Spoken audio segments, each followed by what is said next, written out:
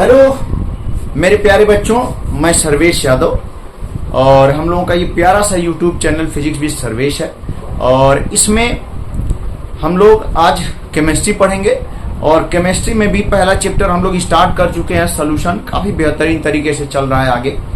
और आज हम लोग पढ़ने वाले हैं मूलरता और नॉर्मलता, जो कि सोल्यूशन यानी विलियन चैप्टर का हम कह सकते हैं कि बहुत महत्वपूर्ण पॉइंट है। इसलिए हम लोगों को बहुत ध्यान से पढ़ना होगा, बहुत ध्यान से, बहुत मेहनत से पढ़ना होगा। ठीक बेटा? हाँ, तो चलिए हम लोग स्टार्ट करते हैं और आप लोग एकदम मन से लग जाइए। ठीक, तो देखिए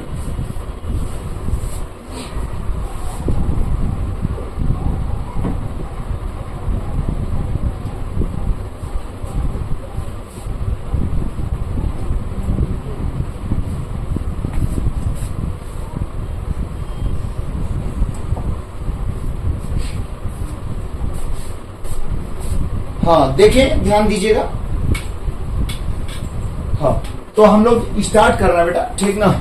और आज हम लोग पढ़ेंगे मोलरता और नॉर्मलता। हमें उम्मीद है कि आपको बहुत बढ़िया समझ में आएगा अगर ध्यान से सुनेंगे मेरी बातों को तब। तो चलिए देखते हैं। तो सबसे पहले मोलरता देखिए आप लोग, सबसे पहले हम लोग पढ़ने वाले हैं किसके बारे में? मूलरता। ठीक, मूलरता।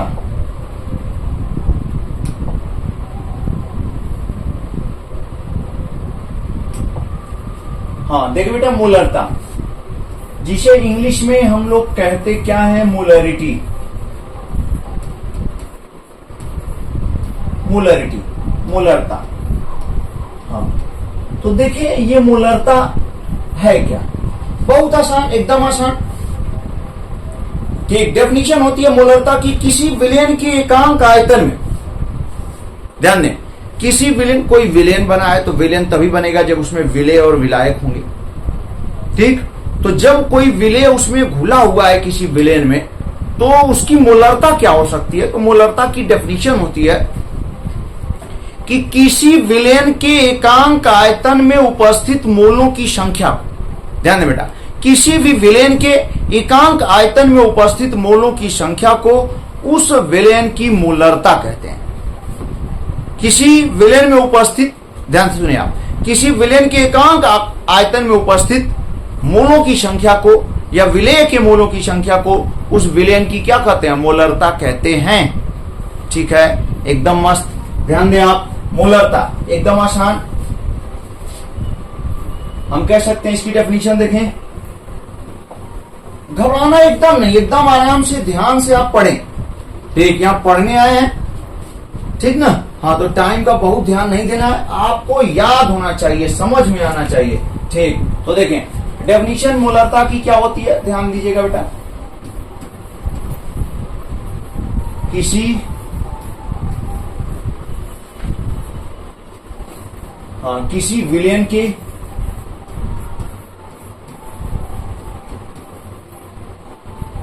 किसी विलयन के एकांक आयतन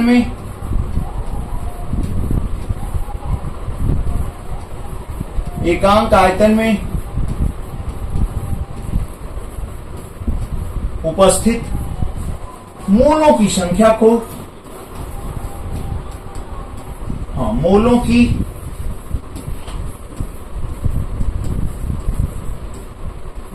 संख्या को उस विलयन की मूलरता कहते हैं। उस विलयन की क्या कहते हैं भैया? हो मूलरता। उस विलयन की मूलरता कहते हैं। ठीक है, एकदम मस्त। ठीक, ध्यान दें आप, मूलरता किसे कहते हैं? किसी विलयन के एकांक आयतन में उपस्थित मोलों की संख्या को उस विलयन की मूलरता कहते हैं। या दूसरी डेफिनेशन हो जाती है, या ठीक, 1 लीटर आयतन में, किसी विलयन के 1 लीटर आयतन में उपस्थित मोलों की संख्या को उस विलयन की मूलरता कहते हैं। ठीक, अब देखिए बेटा ध्यान दीजिएगा, मूलरता का फार्मूला यहाँ क्या आने वाला है, जरा ध्यान दीजिएगा। मूलरता का फार्मूला क्या आने वाला है, देखिए जरा।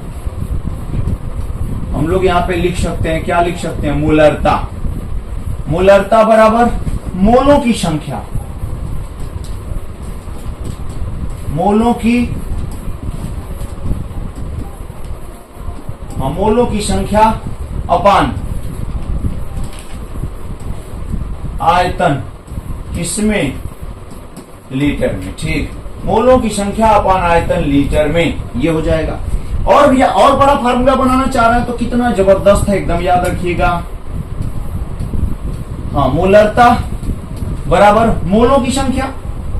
मोलों की संख्या का फार्मूला हम पढ़ा चुके हैं, इसीलिए हमने शुरू में ही मोल पढ़ा दिया है, क्योंकि हमने देखा कि इस चैप्टर में ठीक बार बार मोल आएगा, तो मोल के बारे में जानना जरूरी है। इसलिए जो लोग नहीं देखे वो पहली वीडियो ठीक उसे जरूर देखें बेटा, मोल कॉन्सेप्ट। तो देखें इधर मोलरता, तो मोलों की संख्या अपन आयतन लीटर में, मोलों की संख्या बराबर क्या होता है, भार। ठीक, अपान क्या हो, अणुभार। ठीक, भार अपान अणुभार, और ये पूरा अपान क्या हो जाएगा, आयतन। ठीक, लीटर में, तो ये पूरा हो जाएगा आयतन लीटर में। इस तरीके से ये मोलरता के दो दो फार्मूले, और दोनों ठीक आपको क्या रखना होगा, याद रखना होगा। परिभाषा आपके सामने है, किसी विलेन के एकांक आयतन में उपस्थित मोलों की संख्या को उस विलेन की मोलरता कहते हैं। ठीक, कोई सॉल्यूशन है, कोई विलेन है, उसके एकांक आयतन में जितने मोल उपस्थित होंगे वही उस विलेन की क्या होगी, मोलरता। यानी मोलरता बराबर मोलों की संख्या अपान आयतन लीटर में। और मोलों की संख्या के बारे में हम शुरू में ही बता दिए हम आपको, भार बटा में क्या, अणुभार। ठीक, भार अपान अणुभार अपान क्या, आयतन लीटर में, ये मोलरता का फार्मूला होगा। ठीक है, चले ध्यान दें आप। एक सवाल हम लोग देख लेते हैं इस पे, ठीक ना। एक छोटा सा एग्जाम्पल देखते हैं, ध्यान दीजिएगा। हाँ, एग्जाम्पल क्या है बेटा, ध्यान देना है हम लोगों को। हाँ, ध्यान देना है हम लोगों को।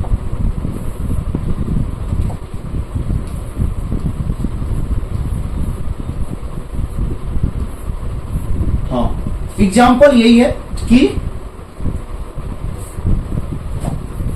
NaCl, ध्यान दें कितना बढ़िया, NaCl के 500 ml मिलीलीटर जलीय विलयन में, ध्यान नहीं इधर, NaCl के 500 ml जलीय विलयन में, जलीय विलयन में NaCl का 117 ग्राम, हाँ 117 ग्राम घुला है,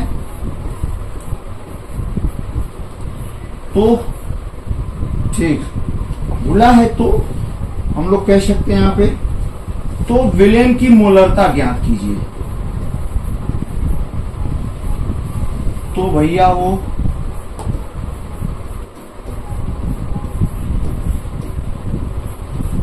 विलयन की मोलरता ज्ञात कीजिए।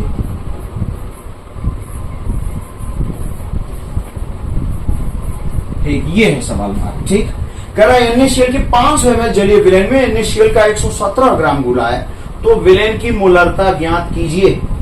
ठीक, तो अभी अभी आपने देखा मोलरता बराबर मोलों की संख्या अपान आयतन लीटर में। मोलों की संख्या क्या है, भार अपान अणुभार अपान आयतन लीटर में, तो ये वाला फार्मूला हम लोग यूज कर लेते हैं। ठीक, तो यहाँ पे जो विलयन की मोलरता है, ध्यान दीजिएगा, विलयन की जो मोलरता है हम कह सकते हैं यहाँ पे,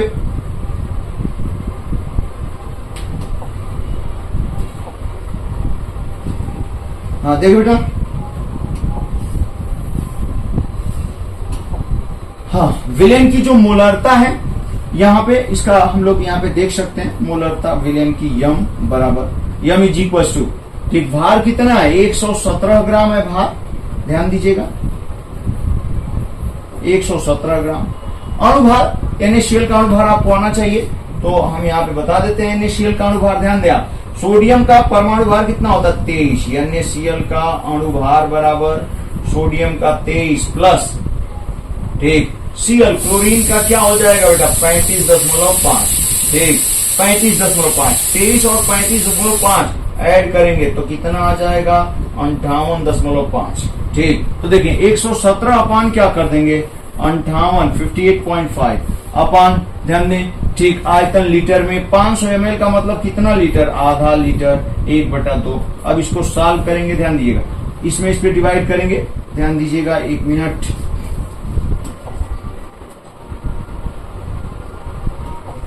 हाँ ये है बेटा 58.5, ठीक है, ये 2 हो जाएगा, फिर 1/2 का भी 2 ऊपर चला जाएगा, ठीक ना, तो 2 से 2 मल्टीप्लाई करेंगे तो कितना आ जाएगा 4। ये हमारा क्या हो जाएगा आंसर। बहुत बढ़िया और एकदम आसान सवाल है।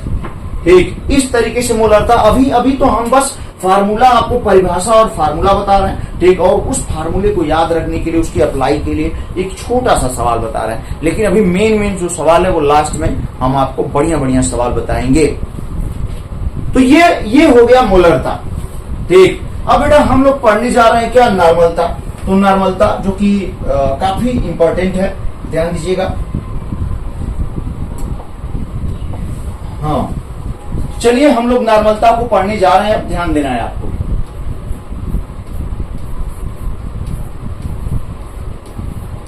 नॉर्मलता,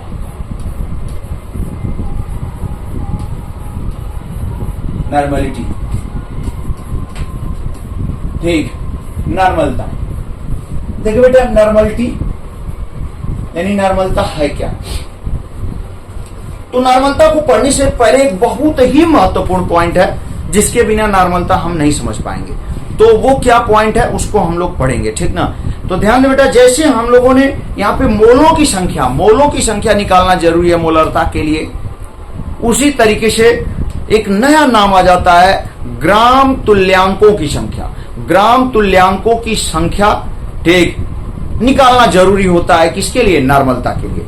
ठीक, जैसे मोलों की संख्या जरूरी है मोलरता के लिए, वैसे ही ग्राम तुल्यांकों की संख्या जरूरी है नॉर्मलता के लिए। ठीक, तो हल्का सा, ठीक, हम लोग यहाँ पे तुलना करते हुए चलते हैं। तो सबसे पहले नॉर्मलता को पढ़ने से पहले यहाँ पर हम आपको बताने जा रहे हैं ग्राम तुल्यांकों की संख्या। किसकी संख्या, ग्राम तुल्यांकों की संख्या। ध्यान दीजिएगा, जैसे मोलों की संख्या बराबर, हल्का सा बता रहे हैं, ध्यान देना है आपको।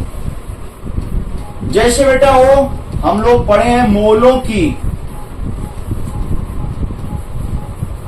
संख्या, मोलों की संख्या बराबर क्या पढ़े हम लोग, भार अपान क्या चीज, अणुभार। ठीक, भार अपान अणुभार। जैसे मोलों की संख्या बराबर भार बटा में अणुभार होता है, ठीक, वैसे ही ध्यान देंगे आप, वैसे ही ग्राम तुल्यांकों की संख्या। ठीक, देखिए ध्यान दीजिएगा बेटा, वैसे ही हम लोग क्या पढ़ेंगे, हाँ वैसे ही ग्राम तुल्यांकों की संख्या। यहां जरा देखें,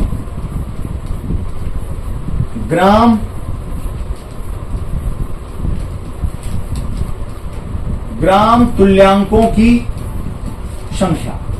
ठीक, वैसे ही ग्राम तुल्यांकों की संख्या, और ग्राम तुल्यांकों की संख्या बराबर होता है, ध्यान दीजिएगा, भार बटा में तुल्यांकी भार। अजीब नाम आ रहा है, ध्यान देना है आपको, भार बटा में क्या, तुल्यांकी भार। ठीक, भार अपान तुल्यांकी भार। ध्यान दीजिएगा, जैसी मोलों की संख्या बराबर भार बटा में अणुभार होता है, क्योंकि ध्यान दें मोलों की संख्या की जरूरत होगी मोलरता के लिए, जितना जरूरी है ठीक उतना ही जरूरी ग्राम तुल्यांकों की संख्या किसके लिए है, नॉर्मलता के लिए। अब आप कहेंगे ग्राम तुल्यांकों की संख्या बराबर कैसे निकालेंगे, तो जैसे मोलों की संख्या बराबर भार बटा में अणुभार है, ठीक वैसे ही ग्राम तुल्यांकों की संख्या बराबर भार बटा में तुल्यांकी भार है। ठीक, अणुभार तो हम लोग निकालना जानते हैं, ठीक ना, कुछ का याद भी है और कुछ का निकालना जानते भी हैं और निकाल लेते हैं फट से, अणुभार, मॉलिक्यूलर वेट। लेकिन तुल्यांकी भार एक नया नाम आ रहा है, 11th में थोड़ा बहुत होगा। तो ये तुल्यांकी भार कैसे हम लोग पता करेंगे बेटा। ठीक, तो चलिए कितना बढ़िया बताने वाले हैं आप। ठीक, अगर ध्यान से सुन लेंगे ना तो जिंदगी में कभी नहीं भूलेंगे आप कि तुल्यांकी भार कैसे निकाला जाता है। ठीक, और तुल्यांकी भार निकालने के लिए अणुभार की जरूरत होती है। ठीक, कैसे, देखिए अब चलिए हम लोग तुल्यांकी भार निकालने जा रहे हैं।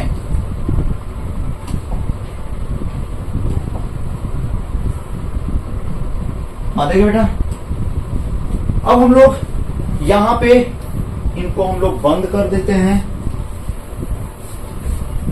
और फिर हम एक तरफ से यहां पे तुल्यांकी भार, कुछ यौगिकों का तुल्यांकी भार निकालना आपको सिखाने जा रहे हैं। ठीक, तो देखिए जरा ध्यान देना है आप। हाँ देखें, तो देखिए बेटा तुल्यांकी भार,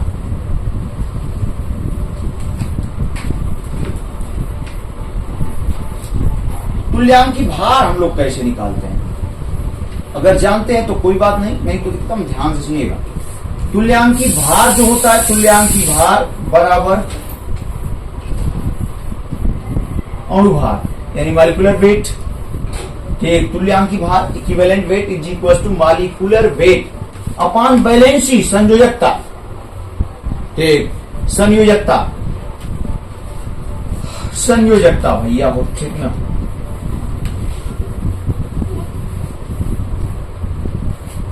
ये संयोजकता होती है।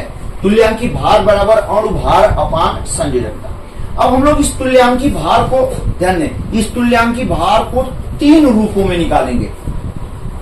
फर्स्ट, किसी तत्व का तुल्यांकी भार। सेकेंड, किसी यौगिक का तुल्यांकी भार। थर्ड, किसी आयन का तुल्यांकी भार। तीनों को बताएंगे, एकदम ध्यान से सुनिएगा, एकदम महत्वपूर्ण पॉइंट है, मेरी बात समझने की कोशिश करें। अब इसमें पहला पॉइंट, फर्स्ट, पहला, ठीक, तत्व का तुल्यांकी भार।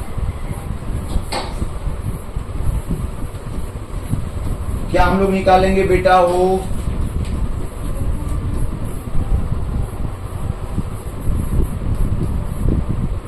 तत्व का तुल्यांकी भार। तो जानते हैं तत्व का तुल्यांकी भार ये बराबर होता है, ठीक, अणुभार। उस तत्व का क्या चाहिए? अणुभार। ठीक, अपान उस तत्व की क्या चाहिए? संयोजकता। ठीक, जैसे एग्जांपल ध्यान देना है आपको, जैसे हम यही बता देते हैं, ध्यान दीजिएगा। जैसे किसका? ध्यान दीजिएगा, जैसे ऑक्सीजन का तुल्यांकी भार।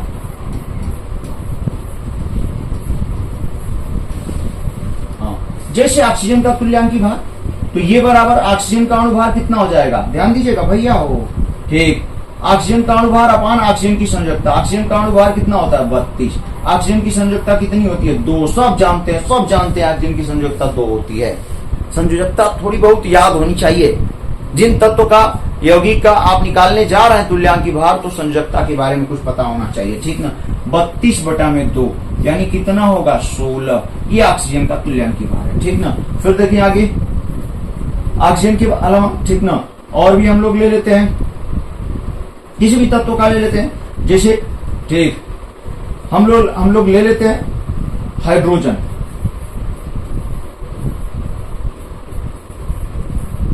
हाइड्रोजन का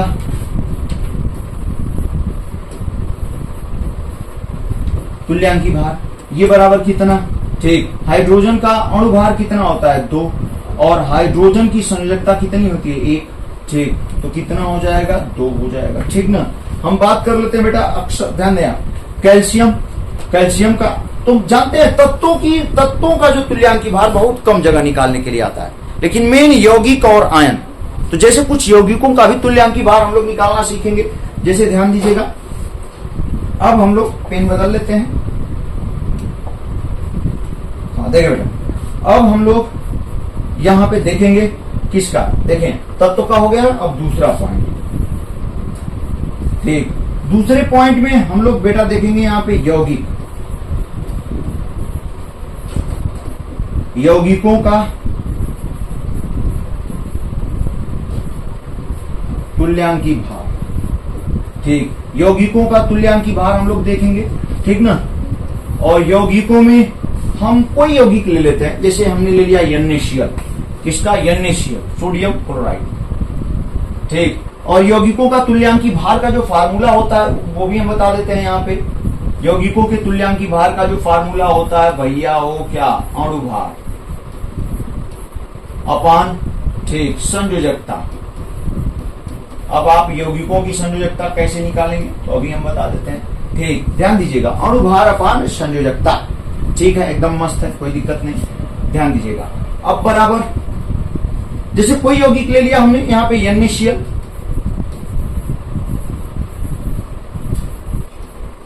NaCl का क्या तुल्यांकी भार बराबर, चलिए तो NaCl का बेटा अणुभार, इसका अभी अभी हमने बताया था सवाल लगाते समय, ध्यान दीजिएगा। सोडियम का 23 और इसका 35.5, तो 23 प्लस 35.5 कितना हो जाएगा 58.5 अपान इनका जो संयोजकता है, ठीक, दोनों के देखिए, इसकी प्लस इसकी -1, इसकी +1 इसकी -1, तो यहाँ पे पूरे यौगिक की संयोजकता क्या मानी जाएगी 1। ठीक ना, तो ये एक हो गया, ध्यान दीजिएगा, एकदम एकदम दिमाग में बैठाइए। तुल्यांकी भार कैसे निकालते हैं, तो 1 से डिवाइड करेंगे बेटा, तो यहाँ सोडियम क्लोराइड का तुल्यांकी भार कितना हो जाएगा 58.5 ही रहेगा। ठीक है, एकदम बढ़िया। अब देखें इसके बाद, ठीक, और भी बहुत से यौगिक हम लोग ले सकते हैं, जैसे CaCl2 हो गया। ठीक, ध्यान दीजिएगा, हाँ देखो बेटा, जैसे और भी बहुत सारे हैं, CaCl2, H2SO4, KCl, बहुत सारे। ठीक, तो थोड़ा कठिन बता देते हैं हम आपको। हाँ, जैसे हमने ले लिया H2SO4, हाँ H2SO4, तो H2SO4 का तुल्यांकी भार यदि आपसे निकालने के लिए कह दें, ठीक, तो H2SO4 का पहले क्या निकालेंगे अणुभार, तो अणुभार कितना हो जाएगा, देखें हाइड्रोजन 2 है, तो एक हाइड्रोजन का एक परमाणु भार, तो अणुभार कितना हो जाएगा 2, तो यहाँ 2 प्लस, ध्यान दें, सल्फर का कितना होता है 32 प्लस, ध्यान दें, ऑक्सीजन का 16 चौके 64। ठीक, और देखें ये अपान संयोजकता, तो देखें यहाँ 2, यहाँ H2SO4 सल्फेट आयन की संयोजकता 2 होती है।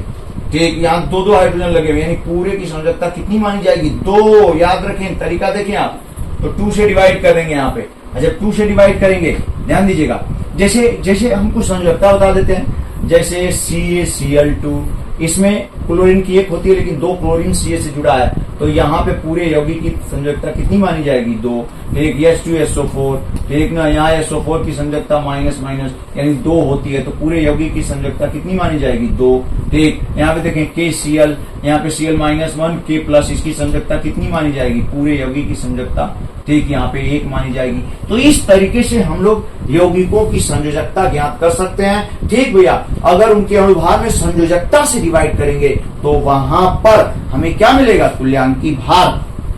ठीक, अब तुल्यांकी भार, ध्यान दें, भार में तुल्यांकी भार से डिवाइड करेंगे तो हमें ग्राम तुल्यांकों की संख्या मिल जाएगी। अब ग्राम तुल्यांकों की संख्या नॉर्मलता के लिए आवश्यक है, कैसे आवश्यक है हम आगे आपको समझाने वाले हैं। ठीक, तो ये तुल्यांकी भार निकालने का तरीका बेटा एकदम ध्यान से सुन लें। ठीक, हाँ, नोट भी कर सकते हैं, इतना डिटेल में हमने नोट्स में नहीं बताया हुआ है। ठीक, क्योंकि 11th का टॉपिक है, आगे फ्यूचर का टॉपिक है। ठीक, तो यहाँ हल्के सी जरूरत पड़ी तो उसको हम डिटेल कर रहे हैं, ध्यान दीजिएगा। H2SO4 का तुल्यांकी भार यहाँ पे निकाल सकते हैं, ध्यान दें, ऐड करेंगे तो कितना आ जाएगा 98, और 98 में 2 से डिवाइड कर देंगे, कितना आ गया 49। ठीक, तो पहले हमने तत्व का तुल्यांकी भार निकाल लिया, हम लोगों ने तरीका बताया, हल्का सा तरीका हमने समझाया आपको कैसे निकालते हैं। यौगिकों, दूसरा यौगिकों का तुल्यांकी भार निकालने का तरीका हमने बता दिया। ठीक, अब देखिए बेटा तीसरा पॉइंट यहां पे देख सकते हैं आप लोग, ठीक ना। तीसरा पॉइंट आयनों की,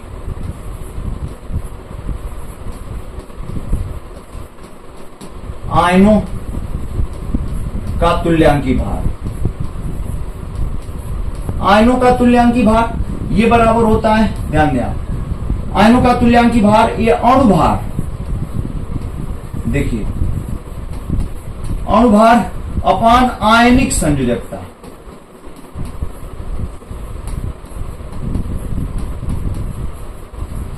कौन सी संयोजकता, आयनिक संयोजकता, अणुभार अपान आयनिक संयोजकता। बहुत आसान है, जैसे कोई कह दिया SO4 भैया हो, SO4 माइनस का, ठीक, तुल्यांकी भार ज्ञात कीजिए, तो इसका अणुभार सल्फर कितना हो गया 32 प्लस ऑक्सीजन का 16 चौके 64, ठीक, 64 अपान, ध्यान दे बेटा, 2 यहाँ आयनिक संयोजकता 2 ऋणायन है तो 2 ले लेंगे आप आयनिक संयोजकता। ठीक, 64 32 कितना हो जाएगा, 4 2 6 9, ठीक, 36 9, ठीक, यानी 96 अपान कितना 2, कितना हो जाएगा बेटा 48। ठीक, एकदम याद रखेंगे आप, यानी सल्फेट आयन का जो तुल्यांकी भार होता है वो 48 होगा, सल्फेट आयन का तुल्यांकी भार 48 होगा। ठीक, इस तरीके से बहुत सारे आयनों का भी तुल्यांकी भार आप निकाल सकते हैं। उनकी क्या पता होनी चाहिए आपको, आयनिक संयोजकता। अगर अणुभार में आयनिक संयोजकता से भाग दे देंगे, ठीक, तो हमें क्या मिल जाएगा, तुल्यांकी भार। मेरी बात समझने की कोशिश करें, इसका स्क्रीनशॉट जरूर रखिएगा या जरूर इसका नोट्स बना लीजिएगा बेटा, तुल्यांकी भार। ठीक, हमने नोट्स में उतना डिटेल नहीं दिया हुआ है, बस हल्का सा बताया हुआ है। ठीक, तो फिर से एक बार सुन लीजिए, नॉर्मलता पढ़ने से पहले ध्यान दीजिएगा, जैसे मोलरता में मोलों की संख्या की जरूरत होती है, वैसे ही अभी परिभाषा जब बताएंगे तो आप कहेंगे कि नहीं हाँ जरूरी है भैया। ठीक, जैसे मोलरता में मोलों की संख्या की जरूरत होती है, वैसे ही नॉर्मलता में ग्राम तुल्यांकों की संख्या की जरूरत होती है। मोलों की संख्या कैसे निकालते हैं, भार में अणुभार से डिवाइड करके। ग्राम तुल्यांकों की संख्या कैसे निकालते हैं, भार में तुल्यांकी भार से डिवाइड करके। अब आप कहेंगे कि तुल्यांकी भार कैसे निकालते हैं, तो तुल्यांकी भार भी अणुभार से ही निकाला जाता है। बस आज से याद रखिएगा, अणुभार में बेटा यदि हम संयोजकता से डिवाइड कर देंगे, वैलेंसी से डिवाइड कर देंगे, तब जाके हमें क्या मिलता है, तुल्यांकी भार। यदि अणुभार में हम बैलेंसी यानी संयोजकता से डिवाइड कर दें, तब जाके हमें तुल्यांकी भार मिलता है। चाहे तत्व हो, चाहे यौगिक हो, चाहे आयन। ठीक, इनके अणुभार में यदि इनकी संयोजकता से वैलेंसी से डिवाइड करेंगे, तब जाके हमें तुल्यांकी भार मिलेगा। सबका अलग अलग हल्का हल्का बताने की कोशिश किया है हमने। ठीक ना, तत्व का तुल्यांकी भार, अणुभार बटा में संयोजकता, दो एग्जाम्पल ले लिया, ऑक्सीजन हाइड्रोजन। ठीक, यौगिकों का तुल्यांकी भार कैसे निकालेंगे, अणुभार अपान संयोजकता, हमने दो एग्जाम्पल ले लिया, NaCl का तुल्यांकी भार और किसका, H2SO4 का तुल्यांकी भार। ठीक, NaCl का अणुभार Na58.5 और संयोजकता 1 होती है, डिवाइड कर देंगे भैया हो। H2SO4 का तुल्यांकी भार, अणुभार कितना हो जाएगा, आप देख रहे हैं कैसे निकाला अपन, इसकी यहाँ H2SO4 की संयोजकता 2 होगी। ठीक, अब आयन में हमने SO4 माइनस का तुल्यांकी भार बता दिया। ठीक भैया, तो इस तरीके से यानी कुल मिलाकर के हम लोग कुछ क्या बहुत सारे यौगिकों का, तत्वों का हम लोग तुल्यांकी भार निकाल सकते हैं। ठीक है, और यदि भार में तुल्यांकी भार से डिवाइड कर दिया बेटा हम लोगों ने, तो हमें ग्राम तुल्यांकों की संख्या मिलेगी, जो कि नॉर्मलता के लिए बहुत जरूरी है। अब आप कहेंगे कैसे जरूरी है, तो देखिए आप ध्यान दीजिएगा। तो इसको हटाते हैं और उम्मीद है कि आपको एकदम बढ़िया समझ में आ गया होगा। चलिए तो इसको क्लीन करते हैं। ठीक है, अब देखिए बेटा ध्यान दीजिएगा। हाँ, अब हम लोग नॉर्मलता पढ़ने जा रहे हैं। नॉर्मलता,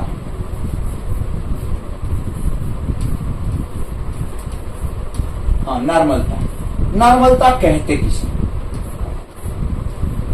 ठीक, बहुत बढ़िया डेफिनेशन है इसकी। नॉर्मलता किसे कहेंगे, तो इसकी डेफिनेशन होती है किसी विलेन में या किसी विलेन के,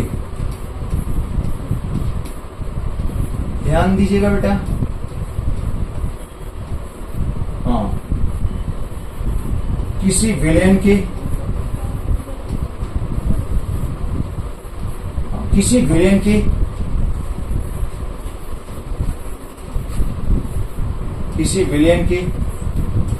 एकांक आयतन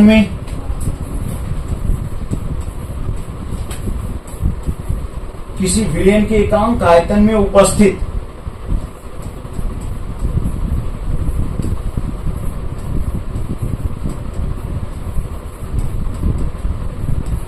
ग्राम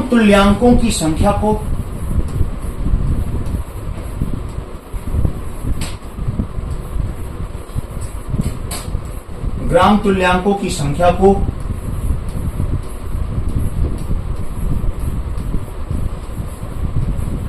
उस विलेन की, ध्यान दें, किसी विलेन की एकांक आयतन में उपस्थित ग्राम तुल्यांकों की संख्या को उस विलेन की नॉर्मलता कहते हैं।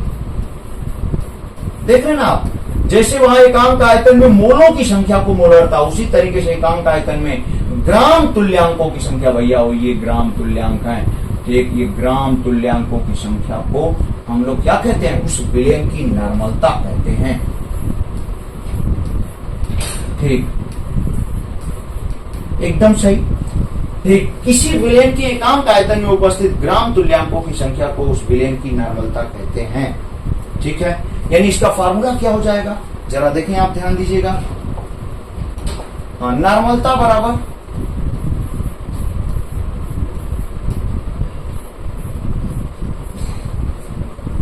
हाँ ठीक है, नॉर्मलता बराबर ठीक ग्राम तुल्यांकों की संख्या, ग्राम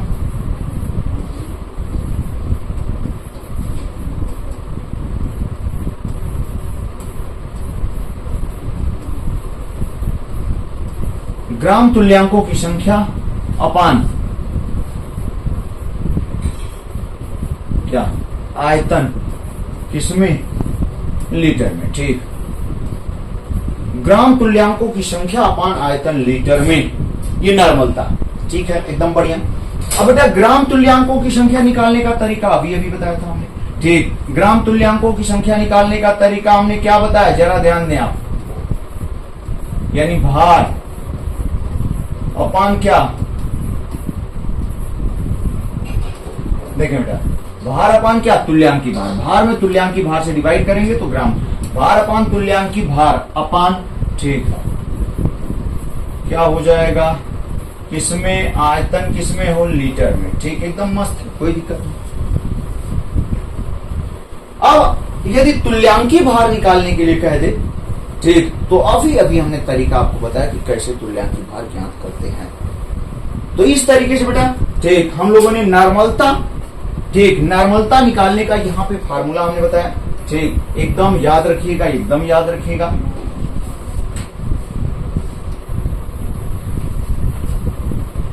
ये नॉर्मलता।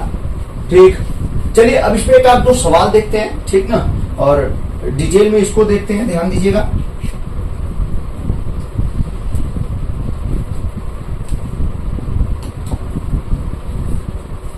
हाँ, सवाल है,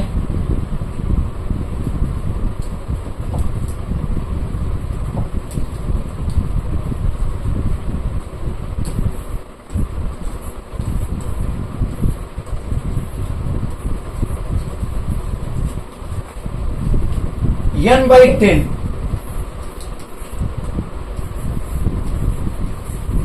NaCl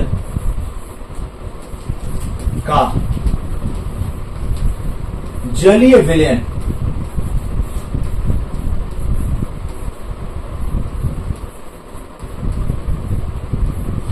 जलीय विलयन प्राप्त करने के लिए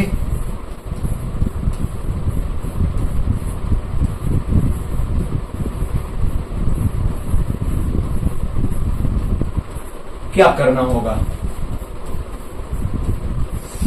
देख, ये सवाल है, मतलब n/10 NaCl का जलीय विलयन हमें प्राप्त करना है, उसके लिए क्या करना होगा। ठीक, n/10 NaCl का जलीय विलयन प्राप्त करने के लिए क्या करना होगा।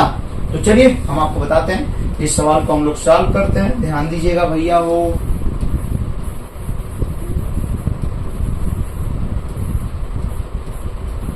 ठीक, यानी इसकी नॉर्मलता कितनी दी हुई है, जरा ध्यान दें। इसकी नॉर्मलता 1/10, n/10 का मतलब इसकी नॉर्मलता 1/10।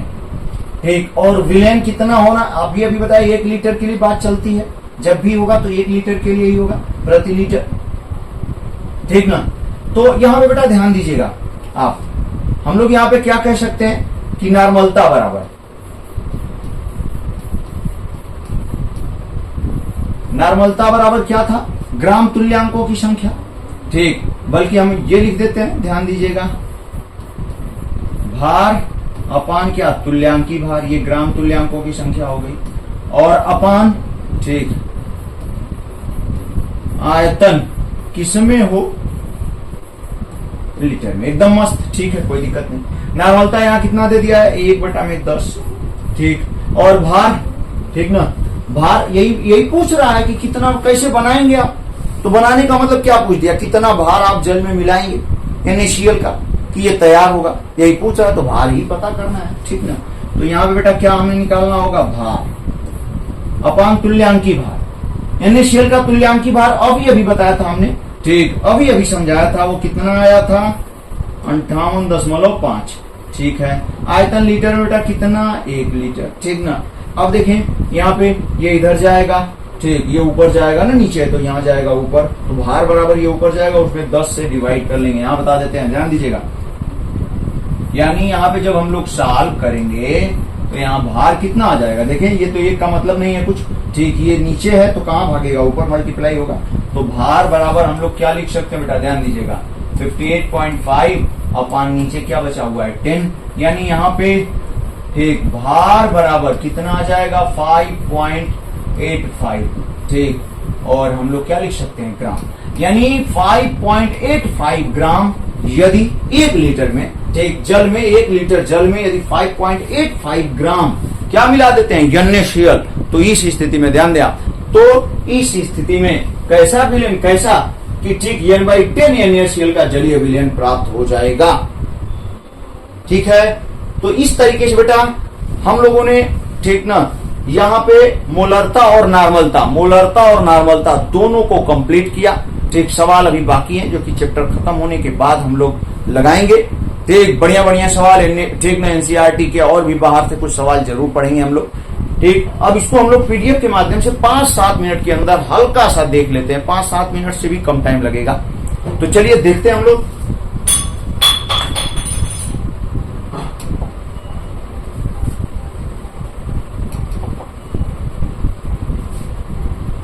ट्वेल्थ विलेन यहां से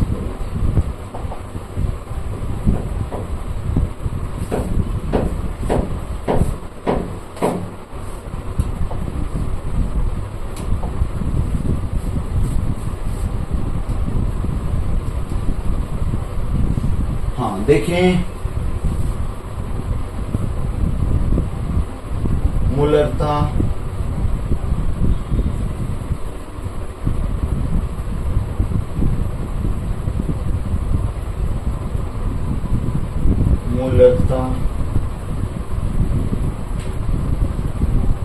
हालांकि इधर उधर हुआ है लेकिन फिर भी हम लोग पढ़ेंगे मोलरता। देखिए बेटा ध्यान दीजिएगा, कह रहा किसी विलयन के एकांक आयतन में मोलरता, कितना आसान, किसी विलयन के एकांक आयतन में उपस्थित विलेय के मोलों की संख्या को उस विलयन की क्या कहते हैं, मोलरता। मतलब किसी विलयन के एकांक आयतन में जितने विलेय के मोल भूले रहेंगे उसे ही उस विलयन की हम लोग क्या कहेंगे, मोलरता, ठीक। मोलरता कहते हैं, या दूसरी लैंग्वेज में क्या कह रहा है, किसी विलयन के 1 लीटर आयतन में उपस्थित विलेय के मोलों की संख्या को उस विलयन की मोलरता कहते हैं। अब मोलरता बराबर विलेय के मोलों की संख्या अपॉन विलयन का आयतन लीटर में, कितनी बार बताएं हमें कई चीज, ध्यान दे बेटा। अब सवाल भी वही वाला है जो कि अभी बताया था हमने, 500 ml NaCl के जलीय विलयन में NaCl का 117 ग्राम घोड़ा गया है, विलयन की मोलरता ज्ञात कीजिए। फट से अभी बताया था हमने, मोलरता बराबर विलेय के मोलों की संख्या अपॉन विलयन का आयतन लीटर में, ठीक। चलिए आगे पेज इधर उधर हुआ है, खोज देते हैं इसको हम लोग। सांद्रता के पद आ गया, कहीं ऊपर न हो, ऊपर ही है, ठीक।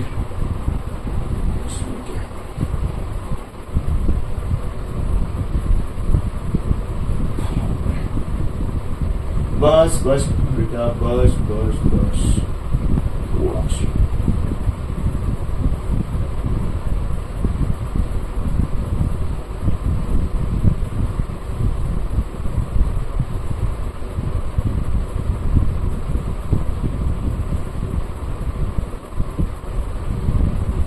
देखिए, हाँ यहाँ से आ गया, मिल गया हम लोग। NaCl के मोलों की संख्या बराबर NaCl का द्रव्यमान अपान NaCl का क्या, अणुभार, ठीक। आपने देखा NaCl का द्रव्यमान 117 ग्राम दिया हुआ है, अणुभार 58, डिवाइड करेंगे कितने मोल आ गए, 2 मोल, और 2 मोल कितने, ध्यान दीजिएगा, 2 मोल 500 ml का मतलब 0.5 लीटर में घुला हुआ है, तो मोलरता बराबर, ठीक, मोलों की संख्या अपान आयतन लीटर में, तो 2/0.5, ठीक। ये 1/2 से ऊपर मल्टीप्लाई हो जाएगा, कितना 4m, यानी आंसर कितना 4m, ठीक, 4m विलयन है ये। चलिए अब नॉर्मलता, वही बात ध्यान दीजिएगा, नॉर्मलता किसे कहते हैं, किसी विलयन के एकांक आयतन या 1 लीटर आयतन में उपस्थित विलेय की ग्राम तुल्यांकों की संख्या को उस विलेयन की नॉर्मलता कहते हैं, ग्राम तुल्यांक। इसीलिए ने कहा कि ग्राम तुल्यांक इंपॉर्टेंट है, कैसे निकाला जाता है हमने खूब बढ़िया से समझाया हुआ है, एक बार दो बार और देख लीजिएगा बढ़िया से भैया, ठीक। तो ये तो नॉर्मलता बराबर विलेय पदार्थ के ग्राम तुल्यांकों की संख्या अपान विलेयन का आयतन किसमें, लीटर में। अब ग्राम तुल्यांकों की संख्या के लिए हमने यहाँ पे छोटा सा पॉइंट बनाया हुआ, देख लीजिए। ग्राम तुल्यांकों की संख्या बराबर भार बटा में ग्राम तुल्यांक की भार, या तुल्यांकी भार कह सकते हैं हम लोग। तो अणु भार और ग्राम तुल्यांकी, ध्यान दीजिएगा, ये ग्राम तुल्यांकी, ठीक। ये ग्राम तुल्यांकी भार कैसे निकाला जाता है, अणु भार में संयोजकता से डिवाइड करेंगे, ठीक। संयोजकता या आयन रहेगा तो आयन संयोजकता लेंगे आप, ठीक। जैसे H2SO4 का तुल्यांकी भार, H2SO4 का अणु भार बटा में H2SO4 की आयन संयोजकता, ठीक। तो H2SO4 2 गुणे 1 ये S 32, ऑक्सीजन का क्या हो गया 16 चौकी 64, ठीक। 98/2 कितना आ जाएगा 49। इसी तरीके से O2 का तुल्यांकी भार, O2 का अणु भार अपान O2 की संख्या 32/2 कितना हो जाएगा 16, सब बताएंगे, ठीक ना। आपके सामने सवाल आ गया HCl का N/10 विलेयन कैसे प्राप्त करेंगे, हमने NaCl का N/10 विलेयन कैसे प्राप्त करेंगे बता दिया था, ठीक। कोई बात नहीं। नॉर्मलता बराबर विलेय के ग्राम तुल्यांकों की संख्या अपान विलेयन का आयतन लीटर में नॉर्मलता। अब देखें नॉर्मलता बराबर विलेय का भार अपान विलेय का तुल्यांकी भार इंटू विलेयन का आयतन लीटर। नॉर्मलता कितना दिया हुआ है N/10 1/10, HCl का भार हो गया, ठीक, अपान 36.5, H कितना, H का 1 और Cl का 36.5 क्या हो जाएगा, ठीक। ये 36.5 अपान 1, ये तुल्यांकी भार आयतन 1 लीटर, जैसा कि यहाँ देख रहे होंगे आप। HCl का तुल्यांकी भार बराबर HCl का अणु भार बटा आयनिक संयोजकता, अणु भार कितना हो गया 36.5, H का 1 और इसका 35.5 कितना हो जाएगा 36.5 अपान आयनिक संयोजकता कितना 1, तो तुल्यांकी भार कितना हो जाएगा 36.5, ठीक। तो HCl का भार अपान तुल्यांकी भार 36, आयतन कितना लेना है 1 लीटर। तो HCl का भार यहाँ से निकाल लिया हमने, यहाँ मल्टीप्लाई करेंगे 36.5 में 10 से डिवाइड करेंगे तो 3.65 ग्राम आ गया, ठीक। इसका मतलब यहाँ अर्थात आंसर क्या रहा, अर्थात 1 लीटर जल में HCl का 36 या 3.65 ग्राम यदि घुला रहेगा तो ये विलेयन कैसा होगा, HCl का N/10 विलेयन प्राप्त होगा, ठीक। तो चलो बेटा इस तरीके से ये लेक्चर आज का समाप्त हुआ, ठीक। वीडियो देखने के लिए बहुत बहुत धन्यवाद। खूब मेहनत से एकदम पढ़िए, लगे रहिए, ध्यान से, मन से, मेहनत से, तन से, ठीक, एकदम, ठीक। वीडियो देखने के लिए बहुत बहुत धन्यवाद।